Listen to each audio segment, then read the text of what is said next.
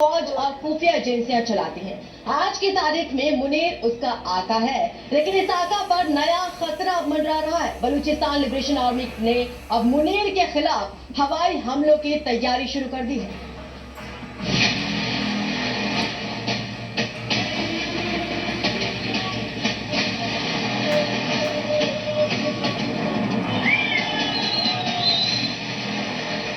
अब पता चला अपनी ही फौज के बीच इतना डरा डरा क्यों रहता है जनरल आसिम मुनीर।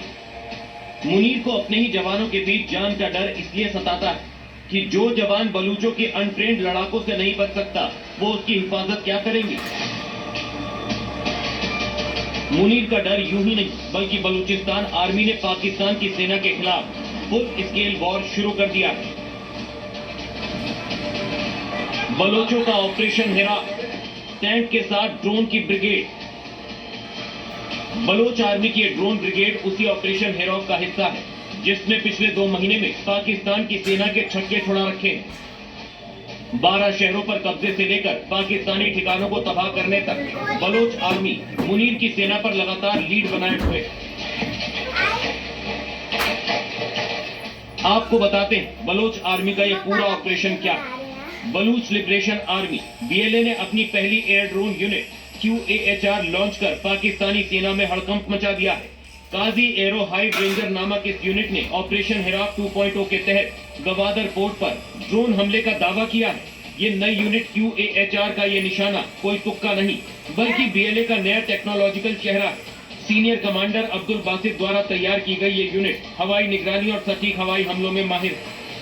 इस ड्रोन यूनिट के साथ अब बलोच लड़ाके जमीन के साथ साथ आसमान में भी पाकिस्तानी सेना पर कहर बरपाने को तैयार है। इसके जरिए बलोच विद्रोही पाकिस्तानी सेना की गतिविधियों पर न सिर्फ मीलों दूर से नजर रख सकते हैं बल्कि बिना किसी इंसानी जान को जोखिम में डाले अचानक हमला कर सकते हैं।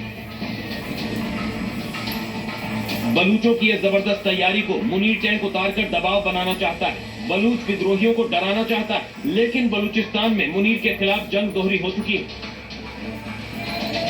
जंग के मैदान में बलूचिस्तानी लड़ाके अब सिर पर कफन बांध चुके हैं, तो इससे बाहर सारे बलोच नौजवान मुनीर के खिलाफ मोर्चा खोल चुके हैं।